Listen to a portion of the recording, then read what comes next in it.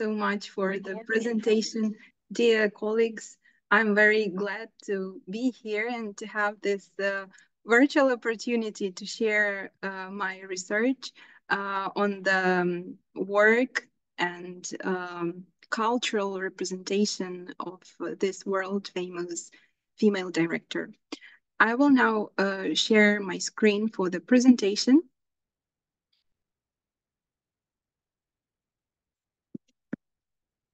Could you please tell me whether you see the presentation?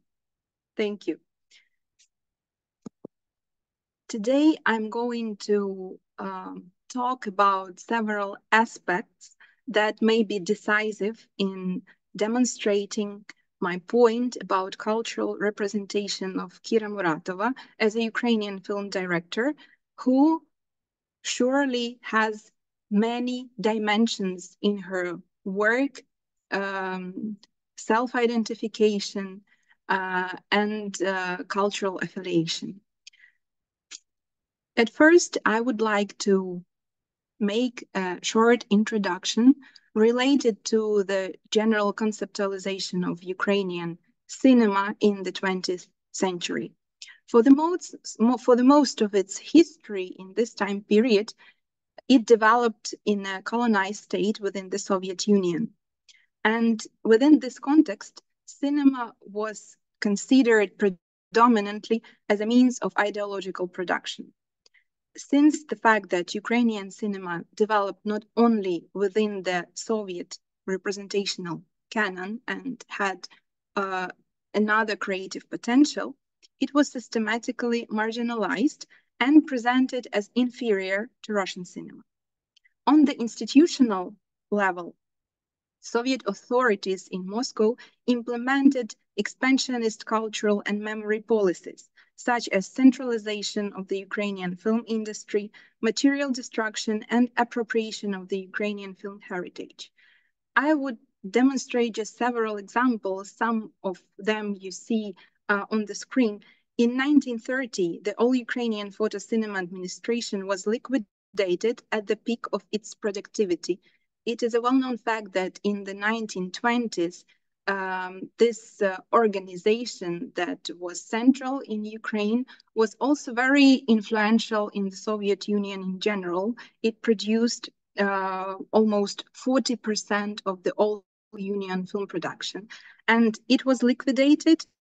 More than just a quarter of those films that were produced in the 1920s, they survived, whereas a lot of filmmakers became the victims of Stalinist terror in the 1930s.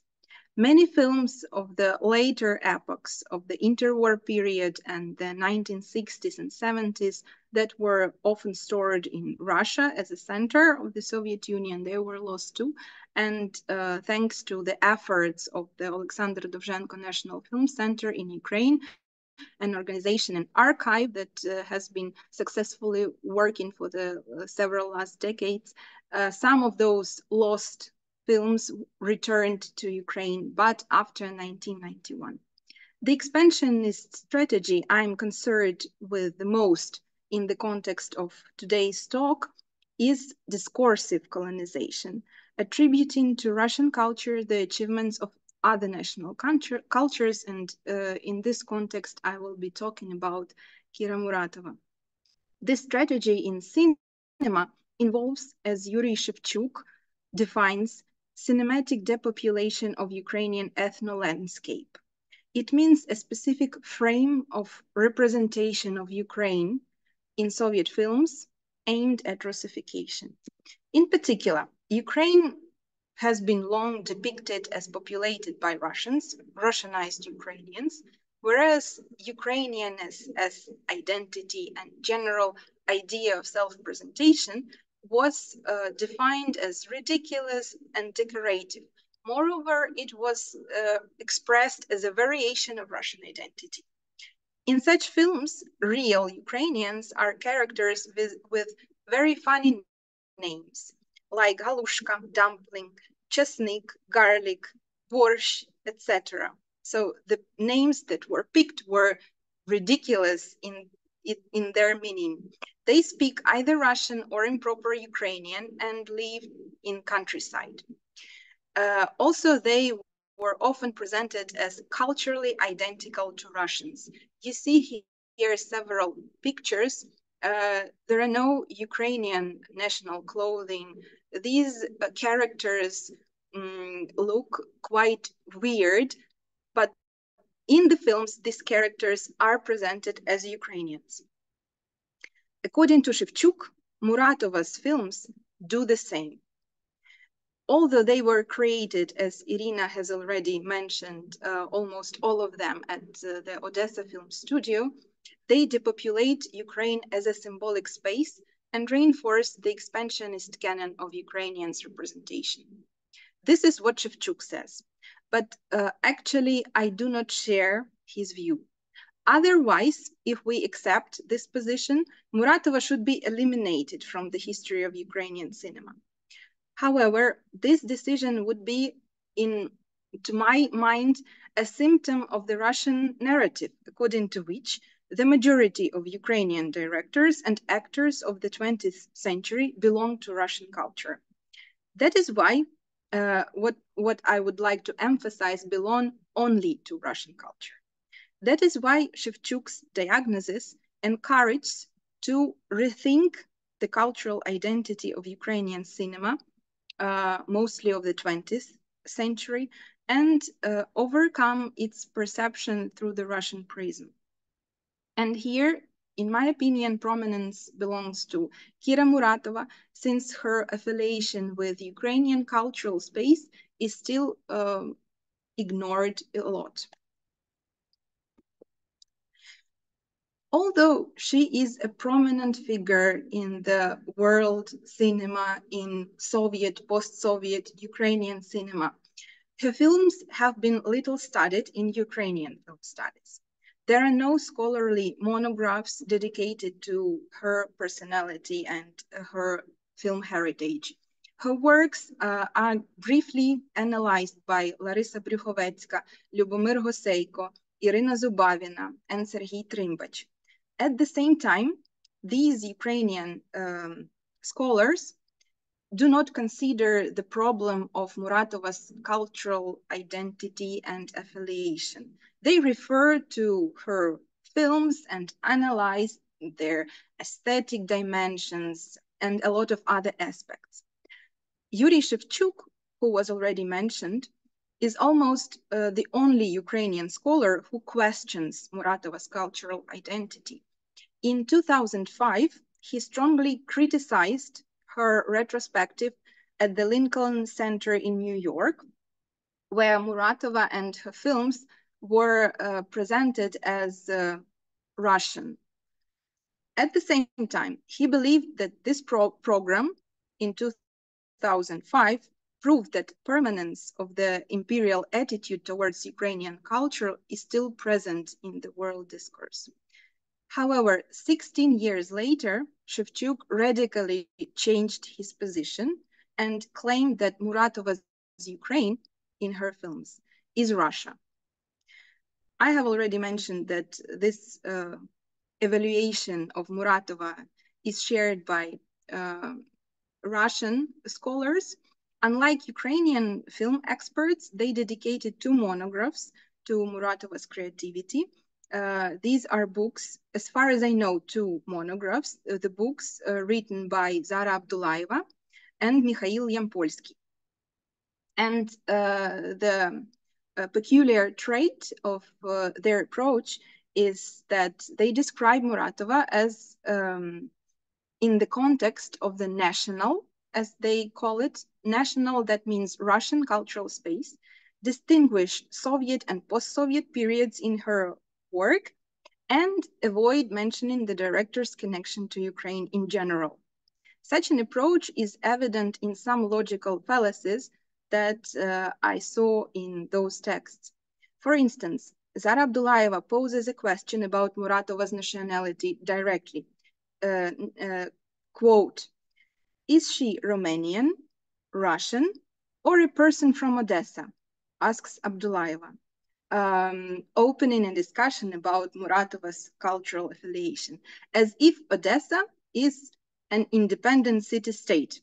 At the same time, she describes Odessa as a small marginal town located very far away in general. So this is an atmosphere of remotedness of Odessa. For sure, if we take into account that the center of the Soviet Union, right, was located in Moscow, then in relation to Moscow, Odessa could be really very far away. But Zara Abdullayeva talks in general about different periods of Muratova's creativity, also in 90s, in 2000s, and she admits that in Odessa, Muratova was stuck like in underground or exile, in contrast to the state, right? The state is considered as Russia. So the scholar thus deliberately avoids naming Odessa a Ukrainian city and describes it as a margin to the presumed center, Moscow, even if in the post-Soviet times, what I think is here important. The first English language book about Muratova's work was published in 2005 by Jane Taubman. It is peculiar that this book is a part of the Russian cinema series. So this also shapes a bit the context of the perspective on Muratova's affiliation. Jane Taubman considers Muratova mainly through the prism of Russian film theorists and film critics. That is obvious because, as I already told, that there are few works dedicated to Muratova in Ukrainian context by Ukrainian scholars. Although one of the book chapters is entitled Muratova as a Ukrainian filmmaker, in my opinion, Taubman's goal is quite formal.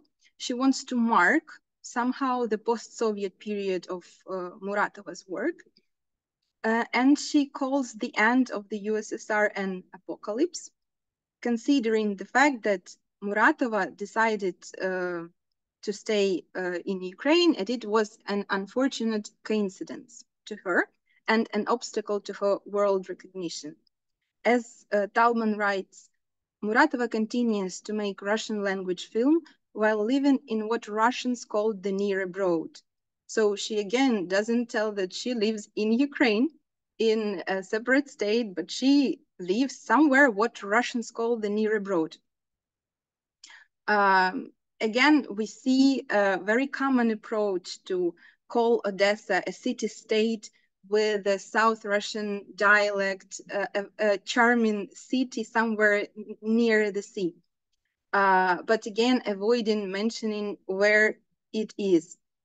And in my opinion, it is no coincidence that Taubman also uses Russian transliteration of Ukrainian proper names, citing several scholars, for instance, Trimbach, but it appears Trimbach, and many other names like geographical names and others are again represented through the Russian perspective. That was a brief overview of the works that I was lucky to find and analyze and read about Muratova. I understand that there may be other contexts of her conceptualization. I'm not sure which they are in Romania, I assume, but I do not have an access to those works, and unfortunately I cannot read them. So I just figured out three main, in my opinion, contexts in which her work is discussed. That is Ukrainian, Russian, and in general Western, that is represented in English language. Unfortunately, I do not have access to other works because I do not read in French. I know that some works dedicated to Muratova's work are in French, but unfortunately I just cannot read them. So I would be glad if maybe you will have some comments or questions that will add more angles to this discussion. In European cultural discourse, the problem of the national identity of cinema is considered primarily as the opposition between the transnational Hollywood and European author cinema. If we turn to the Ukrainian context and Ukrainian cinema of the 20th century, the tendencies of author cinema and socialist realism cinema are decisive. Their combination was quite contradictory in Ukraine, and that is the difficulty in defining in general Ukrainian cinema as a national phenomenon of this epoch.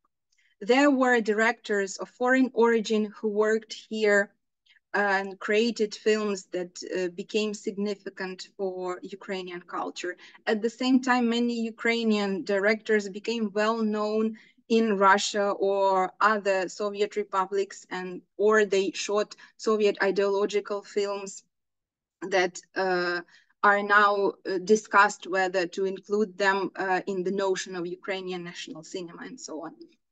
At the same time, most films of that epoch were made in Russian, even if they were shot at Ukrainian film studios. So these circumstances, they express an urgent need to think of the notion, theoretical notion of Ukrainian national cinema and possibility to comprehend the film culture of Ukraine, especially of the 20th century, as a national phenomenon.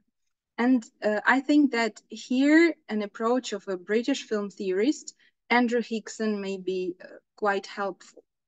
He distinguishes 4 strategies to define national cinema. These are economic, text-based, consumption-based, and criticism-led. In other words, the films are created within a certain national film industry. They share a common theme or express a collective vision of the national character and culture. They have a defined audience, and national cinema can be interpreted as a sum of feature films of the national high culture opposed to mass culture. I think that this approach could enable us to define Ukrainian cinema of the 20th century as an inclusive phenomenon that has a complex character. First, Ukrainian cinema of the 20th century includes all films created at Ukrainian film studios, the Dovzhenko Film Studio, Odessa, Yalta, etc. Regardless of their cultural content, these films may be considered as those that belong to Ukrainian cultural space of this period. So in my opinion, it is not fruitful to eliminate all those films from the context of Ukrainian cultural space. Secondly, despite the constant balancing between the search for the national film language and realization of ideological tasks, Ukrainian cinema of the 20th century was an important space for the construction of national identity. Ukrainian filmmakers tried to restore cultural integrity by reflecting national history. They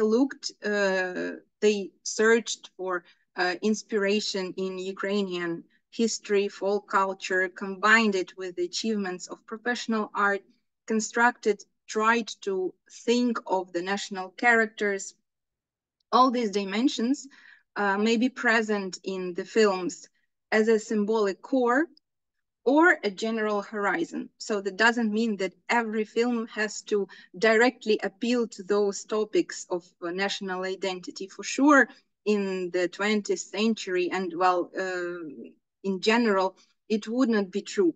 But somehow we may deconstruct the context in which these films were created. And this means that there is no contradiction, to my mind, in referring to the Ukrainian film heritage as shadows of forgotten ancestors that are considered the culmination or one of the most prominent works of the Ukrainian poetic cinema that was very very national in its nature, even though such movements could be also explored in other national cinemas. But there is no contradiction in considering such films that directly refer to Ukraine, the idea of Ukrainianness, in considering such film as a Ukrainian cinema, and also considering Muratova's films as a part of Ukrainian cultural heritage. Thirdly, Ukrainian films of the 20th century were primarily addressed to Ukrainian and more broadly Soviet audience. Some were known by Western viewers, but there's a paradox that many Ukrainian films were never seen by the Ukrainian audience in that period. They were either banned or destroyed, and mostly here I'm talking about the films of Ukrainian poetic cinema or the films created in the 1920s. But some of Muratova's films were also put on the shelf, and nobody knew them in 70s when they were shot, and the audience only get to know those films later. So they also share a bit the destiny of many films created in Ukraine at the time. Considering the inactivity of Ukraine, with few exceptions, on the world film market during Soviet times, in the Ukrainian context, national cinema should not be contrasted with mass cinema, in my opinion. It was an integral part of the national culture of that time, and more or less, it still took an active part in the creation of the idea of national identity and national myth. And apart from that, even though Hickson doesn't pay attention to the fifth aspect, I think that it is also very important and maybe decisive.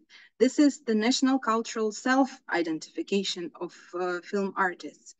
And now I suggest applying those criteria to the analysis of Muratova's work. Here you see the list of films directed by Kira Muratova and where they were produced. Here I appeal to the first criterion by Hickson, related to the film industry within which the films were created. We can see that the most active period of her creativity began after the restoration of Ukrainian independence, and the majority of her films in general, they were created at Odessa Film Studio. Even though it was in Soviet times or after the Ukraine again became an independent state, still it was a city in the Ukrainian SSR or Ukraine, then in independent Ukraine. And I think it is very important to pay attention to this geographical factor, even though it's objective and has nothing to do with the general gist and poetics of the films. Secondly, Ukraine is the semantic horizon of Muratova's films.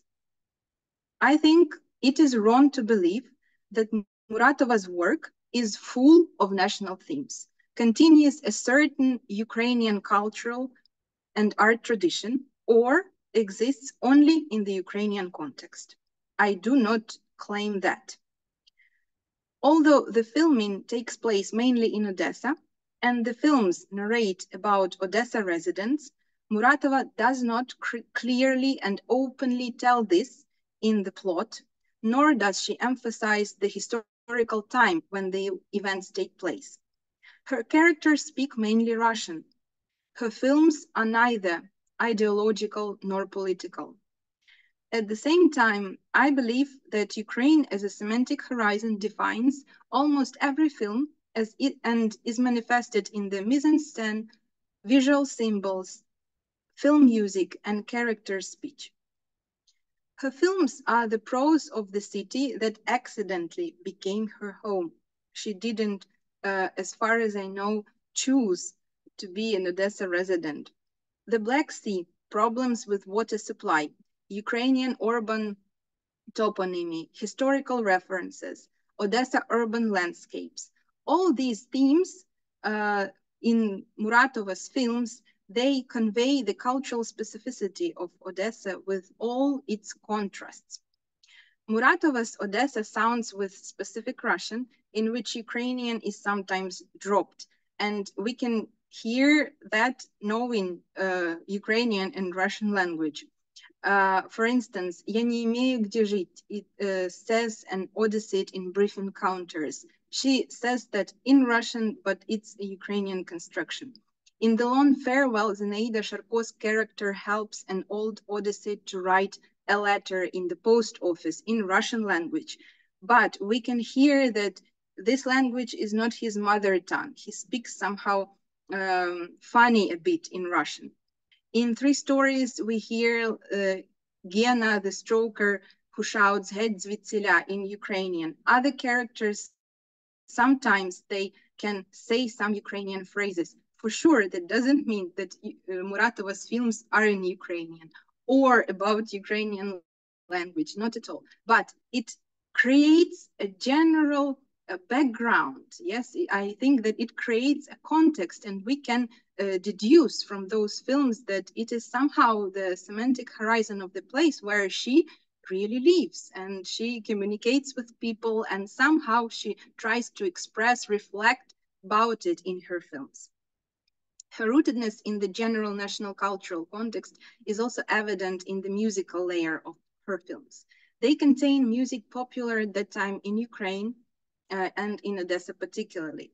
The song Червона Рута, written by Ukrainian composer Volodymyr Ivasyuk in 1970, is performed in one of the key scenes of The Long Farewell. The film was shot in 1971, so it was really a very popular song at that time, and it can be heard at the disco in the plot of the film, and it was really a very popular song. Then in the film Melody for a Street Organ, it is also framed with Ukrainian music. In the very first scenes, we hear the famous Ukrainian kolядка, Christmas song, Добрий вечір тобі. And in the final titles, we hear Щедрик, also well known in the world as Carol of the Bells, written by Ukrainian composer Mykola Leontovich. Although Muratova denied her collaboration with the Ukrainian composer Valentin Silvestrov, his original music is also present in her films, and it feels like the music is an independent character, especially in 4 of her films: Getting to Know the Big Wide World, Chekhov's Motives, The Tuner, and Eternal Return. Silvestrov's music acts on the diegetic narrative level of the film as a part of its plot. For example, in The Tuner, when Andrei, the main character of the film, plays the piano and another character, Luba, asks him what's the music, who's the composer, Andrei answers Silvestrov, and then continues to play, looking directly at the camera. And it is a very, I think, interesting episode that I suggest now watch together. Maybe you know this episode, but it's interesting how music appears as a text and at the same time as a way of communicating with the audience. A very brief episode.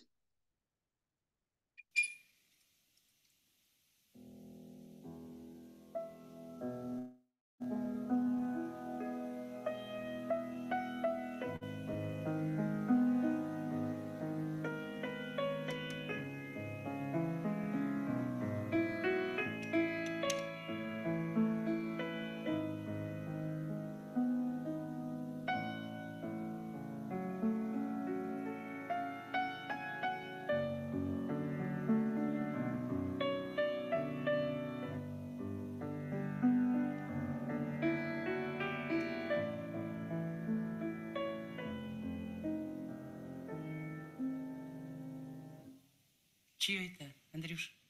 Сильвестров. А я думала, твоя. Хорошо.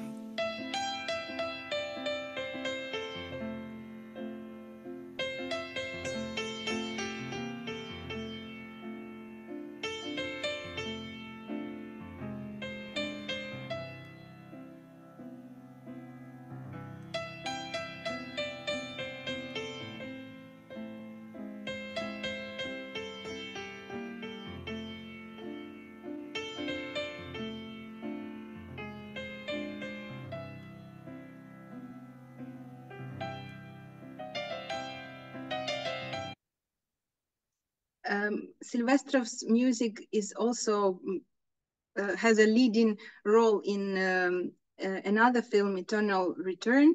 It creates a background, so it's not diegetic, but at the same time there is a song that we hear through the whole film, Studentочка, by the Odessa singer Petroleshenko. And in the film, there are very interesting quotes, like when the potential sponsor who watches the film in the film hears the sound, he mentions, this is a song by Petr Leshenko, he is my compatriot. And here we again see an indirect reference to Odessa, because this singer is from Odessa and we hear it as a background, as a character, and then as just a reference to the real city.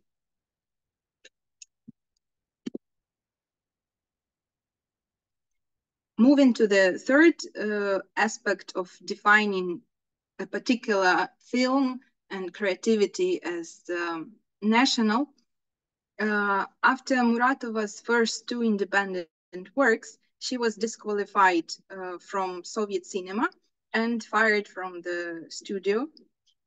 Only in Perestroika, when her films were again taken off the shelf, Soviet and Western audiences finally discovered her work. These audiences were not large because Muratova's film were quite controversial. They do not have, as you know, linear narratives. They have a lot of theatrical scenes. Some may define them as having visual monotony that may frustrate the viewer. At the same time, she didn't seek for the recognition by the wide audience. However, I believe that author's success is impossible without an audience, and focusing mainly on Ukrainian and Russian viewers, Muratova worked with different actors, of Ukrainian origin who lived in Russia, and Russian actors. So we can definitely assume how she considered her audience to be, mostly Ukrainian and Russian. Such cast appeared in almost all her films. The fact that two of Muratova's films, The Long Farewell and Asthenic Syndrome, were included in the list of the 10 best films in the history of Ukrainian cinema that was created by the Dovzhenko Center demonstrates the recognition of her work by the Ukrainian audience. That is also very important in representing her as the Ukrainian film director. The perception of Muratova's films was different in different national contexts, and we have also taken it into account. In Europe, the academic community and admirers of author cinema appreciated her films, considering their gloom, plot-free narration, and absurdity as facets of author's surrealist style. Moreover, the strong interest of the Western audience, as far as I understand, in her creativity is driven by the fact that she is a female director and her films also discuss many female women topics. And so it's a female director who creates films about women. But in contrast to such understanding and interpretation of her work in Ukraine and Russia, her films are often perceived not as surrealist, but quite realistic reflections of the Soviet and post-Soviet reality. where consensus is impossible, society is degraded, and well, this surrealism, this maybe exotic surrealism for the Western audience turns to be quite pessimistic and realist for Ukrainian and Russian audiences. For instance, in depicting of the 90s. Muratova disagreed with all these definitions. She did not perceive herself as a feminist filmmaker of surrealist films. She also refused the role of a prophet and a teacher who offered ready-made life solutions in her films, how to consider particular historical epochs. In her opinion, the audience should search for answers together with the author. And that gives Ukrainian scholar Oleksiy Radinsky a reason to claim that Muratova undermines the very idea of author cinema as the most consistent embodiment of the central position of subject in the world that dictates how to see things. Muratova's films indeed do not form a coherent artistic space. They differ stylistically and compositionally. Repetitions, fragmented identity of the characters, the suspended border between fiction and reality, the rejection of the author's unconditional authority, they testify to the paradoxical nature of Muratova's author approach. And the final aspect of discussion of Kira Muratova's cultural affiliation and the most fruitful way of her cultural representation deals with her self-perception. This is the criterion not defined by Hickson, but I believe it is very important to consider, and in her context for sure. Muratova avoided national self-identification. First, she called herself a Soviet director with a Romanian passport and jokingly a healthy organism with optimistic character. As we discussed earlier, her films are not political or ideological too. In the 2000s, she was surprised to be identified with the Ukrainian cultural space. Shevchuk recalls that in 2005, Muratova asked him, as the director of the Ukrainian Film Club of Columbia University, why they were interested in her films to demonstrate them in the US, in this Ukrainian Film Club, because her films are in Russian language. So how could Russian language films be considered in the context of Ukrainian cinema? Still, she had a nominal Ukrainian identity since she accepted Ukrainian citizenship in 1991.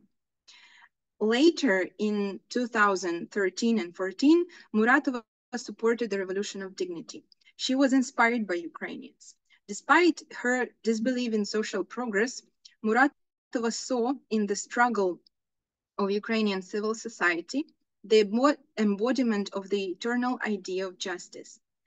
She considered such a combination of concrete and timeless, historical and eternal, to be the highest artistic excellence in filmmaking. When the Russian Federation invaded Ukraine in 2014, Muratova publicly supported Ukraine, declaring, "No, I am not over the conflict. I am on the side of Ukraine." Still, she did not support the very idea of military means, even for the sake of restoration of justice. Although Muratova's position is really contradictory in all those issues, it can be evaluated generally as pro-Ukrainian, not supporting the war. In the historical situation of unprovoked aggression of the Russian Federation, Muratova took the side of Ukraine that was attacked. To sum up, Muratova is a director who seems to defy definitions. Her identities are indeed multiple. Her self-identification has changed throughout her life. Her films do not form a coherent author system. Muratova's creativity can be explored from different perspectives. In her films, she problematizes ethical and value issues, reconsiders the Soviet and post-Soviet eras, and interprets classic literary plots. Her films coexist in Ukrainian, Russian, and Western cultural spaces, revealing different dimensions of her creativity. Maybe there are other contexts that, again, I'm emphasizing that I'm not aware of, but those are general, maybe most influential discourses that I appealed to. At the same time, Muratova's national and cultural affiliation, in my opinion, is Ukrainian. This deals with the idea of her cultural representation. She was a Ukrainian citizen. Most of her films were created in Ukraine, even in the Soviet Union, that was still Ukraine, by the Ukrainian film industry. Ukraine is the semantic horizon of her work. During the Revolution of Dignity and the Russian-Ukrainian War, she solidarized with the Ukrainian society, supporting Ukrainian collective values. Thus, recognizing Muratova as a Ukrainian director and her work as a phenomenon of Ukrainian culture expands the concept of Ukrainian national cultural space, Ukrainian cinema, makes it inclusive, and debunks the Russian narrative that was very influential and that shaped a lot the theoretical discourse on Ukrainian culture and cinema too. Thank you for your attention, and I would be glad and appreciate a lot if you have any questions and maybe remarks that could widen my further research. Thank you, Mariia, very much. Дякую.